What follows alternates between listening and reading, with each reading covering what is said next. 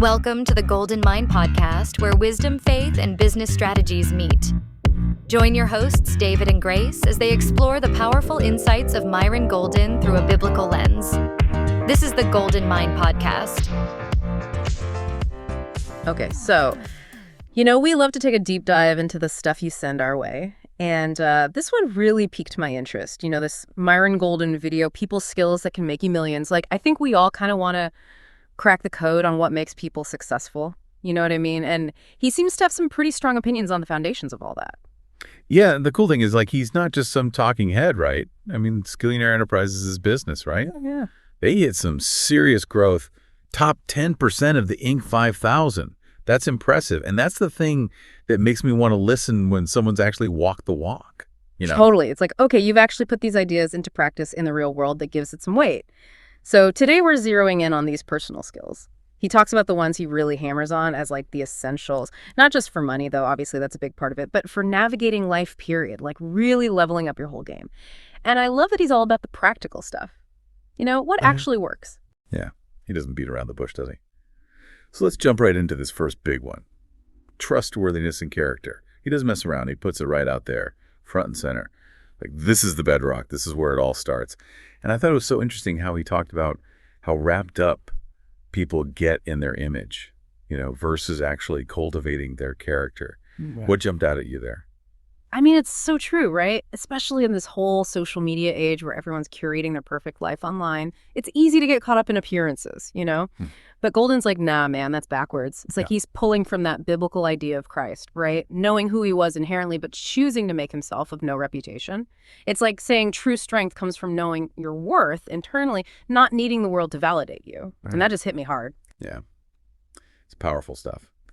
And, it ties in with what we know about self-efficacy and psychology, that belief in your own ability to make things happen. When your sense of worth isn't all tied up in what other people think you're operating from a much more solid foundation. And then Golden goes on to connect that to being a person of your word, which I love. It uses that super strong image of the word became flesh. It's like saying your words have to have weight because they're an extension of you. And when your actions back up your words consistently, that's where you build real connection and trust. But when they don't, you create distance and that internal conflict, knowing you're not living in alignment with what you're saying. Yeah, it's a powerful image. And then he makes this really bold statement that true confidence comes from character, unless he says you're dealing with a sociopath or psychopath. Yeah. Right there. He draws a really important line. Can you unpack that a little for us? Why that distinction? It's about the difference between real confidence, right? The kind that's built on a solid moral core, and this kind of surface level, maybe even manipulative confidence that's lacking that ethical foundation. Someone with character, their confidence comes from knowing they're committed to doing the right thing, that they're reliable and they can trust themselves to follow through. But someone with sociopathic or psychopathic tendencies, they might display a kind of boldness or fearlessness that can be mistaken for confidence, but it's not coming from that same place. It's more like a disregard for consequences or lack of empathy. It's confidence without conscience, you could say. Right. So a huge difference. And then he gets into this really practical point about reputation, how bad news travels way faster than good news. And I think that's so relevant, especially if you're trying to build something that lasts, whether it's a business, a brand, your personal life. It's like one tiny crack in your reputation can spread like wildfire. Absolutely. And think about his own story about turning down partnerships that didn't align with his brand. That's a perfect example of how a strong reputation can be a shield. He's saying, I've put in the work to build this trust. I'm not going to risk it by associating with something that doesn't hold those same values of integrity and quality. It shows that character isn't just some abstract ideal. It has very real consequences for your decisions and your long-term success. So we've got this solid foundation now, this bedrock of trustworthiness and character, and then Golden takes us into this concept of confidence itself and how it's all about trust. And this part really got me thinking. Yeah, it's fascinating how he breaks down the word confidence to its root, confide, which means with trust. And his argument is that true confidence isn't just some feeling you pump yourself up with. It's about having deep down trust in principles that deliver results consistently. He uses this great analogy, gravity, right? You drop something you trust, it's going to fall every time because it's following this reliable law of physics. It's not a question. And this resonates with a lot of research on self-efficacy, that belief in your ability to succeed. And one of the key factors there is trust in your own judgment and your ability to handle situations. When you trust those solid principles, that self-belief grows naturally. And then he layers in this really interesting faith-based perspective on it, connecting this idea of trusting in principles to trusting in the principles that he believes God established as the automation of the universe. Yeah, it's like for him, that adds this whole other dimension to confidence, this spiritual grounding. It's about aligning yourself with what he sees as these unchanging truths, the laws that govern reality. And if you have faith in those principles, he says, you can tap into this deeper level of certainty and peace about how things will unfold. It's like trusting in something bigger than yourself, something more constant. And he also tackles this whole victim mentality thing head on. He acknowledges that there are external factors that play a role in our lives, but he really stresses the power of internal factors, things like character and how we choose to respond, and ultimately the direction our life takes. And I thought it was bold of him to use examples like slavery and poverty to illustrate this point. Yeah, it's a powerful comparison. And it's so important to understand what he's getting at. He's not in any way dismissing the very real struggles and injustices that exist. He's highlighting the fact that even in the face of huge obstacles, we still have agency. We still have a choice in how we respond, how we adapt, and how we ultimately shape our lives. He's saying that external circumstances can contribute to a situation, but they don't have to define the outcome. Our internal qualities, our resilience, our integrity, our determination, those are the things that really determine the course of our lives. Think about all the people throughout history who've overcome incredible hardships through sheer force of will and belief in a better future. That's the essence of what he's saying, tapping into our inherent power to choose. It's a really empowering perspective. And then he gets super real and says that often the core reason people struggle with self-trust is because they know deep down they've broken promises to themselves. They've lied to themselves. And that's such a relatable human experience, isn't it? It is. It's like he's cutting right to the heart of it. If you're constantly letting yourself down, how can you truly believe you're capable of achieving bigger goals? If you can't even trust yourself to follow through on smaller commitments, that inconsistency creates this crack in your foundation. It's like trying to build a house on shaky ground. And he brings it all back around by saying that trustworthiness, not just with others, but with yourself, is a skillionaire skill, like one of the most important skills you can develop for lasting success. So moving on to another key area, he highlights communication. And he makes this really important distinction right away. He talks about the power of internal communication, that constant inner dialogue we all have, the self-talk that's always running in the background. And he goes as far as to say that trying to improve your external communication, how you talk to other people, how you get your message across, is almost impossible if you haven't first addressed what's happening internally. If you're not talking to yourself in a supportive and empowering way, it's going to show up in how you communicate with the world. It's so true. It's like we often focus on the words we say out loud without realizing that the real conversation is happening inside our own heads. And he also emphasizes the power of words themselves, even referencing the creation story, right? God spoke and things came into being. Let there be light, and there was light. It's like he's saying our words have this creative force both internally and externally. Exactly. It's like our words, whether we're speaking them to ourselves or to others, they have this tangible impact on shaping our reality. Our internal dialogue sets the stage for our thoughts, our beliefs, and ultimately our actions. And then how we communicate with other people influences our relationships, our opportunities. It shapes our whole experience of the world. He makes this big statement that our ability and willingness to communicate directly affects the quality and even the quantity of our lives. And I think that's so true. It really is. Think about how much damage can be done by misunderstandings or lack of communication. And then on the flip side, think about how much good can come from clear and honest communication. It can open doors, create connections, resolve conflicts. It's huge. It is. And then he introduces this concept of vertical communication, influencing horizontal external communication.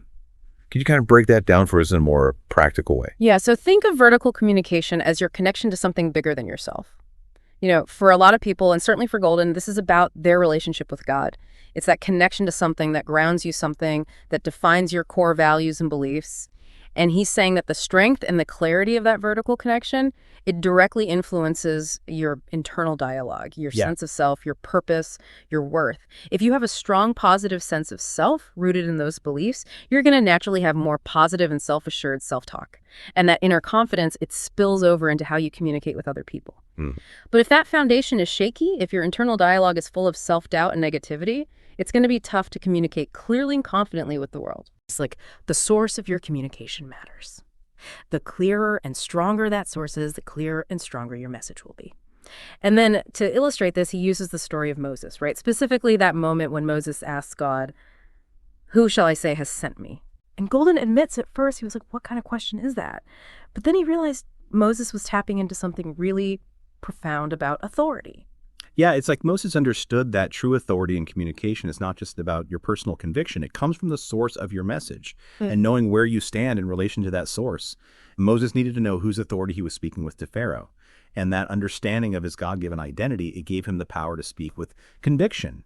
And, even in a secular context, we see this all the time, right? Different forms of authority, whether it's law enforcement or official representatives, they have badges, uniforms, titles, things that signify the authority invested in their role. It's like Moses was establishing his credentials on a spiritual level. Exactly. It's about knowing where your power comes from. And this leads him into this whole discussion about the power of I am statements, which I found fascinating. Yeah, he connects it to the eternal present of God, which is this really mind-bending concept. How does he explain that? So he talks about how in our human experience of time, right, the present moment is always fleeting. It's constantly slipping into the past. But from an eternal perspective, as he understands it through his faith, there's only this continuous now, this forever present, which is why God identifies as I am. And because we're created in God's image, he says we also have this power in our I am statements. The things we declare about ourselves, they carry this weight. It's like we're imbuing our self-perception and even our future potential with this sense of timeless reality. Which is why he's so adamant about avoiding negative I am statements. Like, I'm stupid, I'm broke, I'm a failure. He says you're essentially giving those limitations the power of eternity. That's pretty intense. It is. It's like he's saying when you use I am to declare something negative about yourself, you're not just making a passing observation. You're solidifying that limitation as part of your core identity. You're giving it this enduring power in your mind. And I think that's such a powerful reminder to be super mindful of our self-talk and the labels we put on ourselves. It really highlights the creative power of our words. And then he also offers this really interesting perspective on what it means to be working in the context of a life that's aligned with truth. And it's not necessarily about things being easy or comfortable. It's more about being aligned with your purpose even when things are tough. He uses the example of Ezekiel to illustrate this. Yeah, he's challenging this idea that a successful life or a fulfilling life has to be free from hardship or struggle. He's saying that working in this sense means being in alignment with your calling, with what you're meant to be doing, even when it's hard. Ezekiel's life was definitely not a walk in the park, but Golden frames it as being aligned with his divine purpose.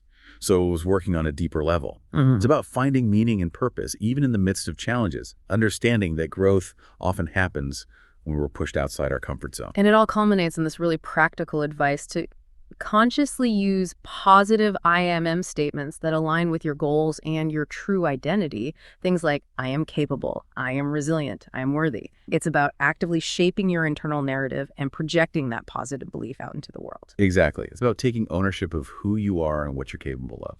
And it goes back to that vertical communication, right? If your understanding of your core identity and your purpose is strong and positive, that's going to fuel a healthy and empowering internal dialogue, which then translates into more effective communication with everyone around you. Okay, so the final personal skill Golden talks about is compassion and service. And I gotta say, this was really refreshing, especially in contrast to some of the more cutthroat narratives you hear about success these days. You know, the whole gotta be ruthless to make it to the top mentality. Yeah, it's a much needed counterpoint. He directly challenges the idea that you have to be selfish or heartless to succeed. In fact, he says the real master key is the opposite. It's about loving the people you serve so much that you would never offer them anything that could harm them. And I think that adds this whole other ethical dimension to how we think about success and wealth. It's like he's shifting the focus away from personal gain and putting it on genuinely wanting to provide value and benefit to others. And he makes this great point about using money as a tool to love people rather than using people as a means to love money. That's a whole different framework for looking at money and business, isn't it? It really is. It changes the whole motivation behind what you're doing. It's not about chasing money for its own sake. It's about using it as a resource to make a positive impact, to serve others, to uplift people. And I think that's a really powerful message, especially in today's world. It's about building success on a foundation of service and compassion. So as we wrap up our deep dive into Myron Golden's take on personal skills for success, we've covered a lot of ground, right? We talked about the importance of trustworthiness and character, how confidence is rooted in trust and principles, the power of both our internal and external communication, and the surprising but incredibly powerful impact of compassion and service. And his main message seems to be that developing these personal skills isn't just about self-improvement.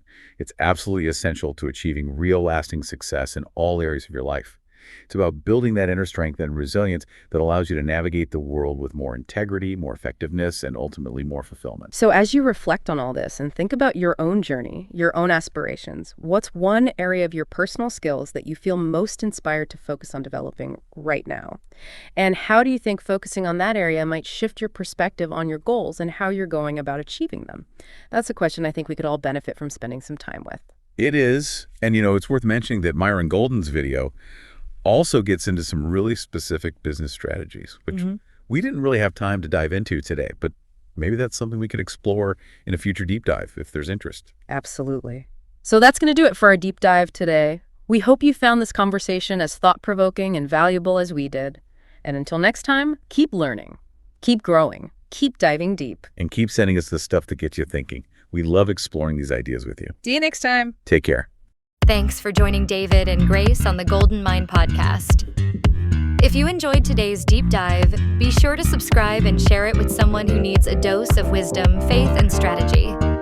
Until next time, as Myron often says, stay blessed by the best.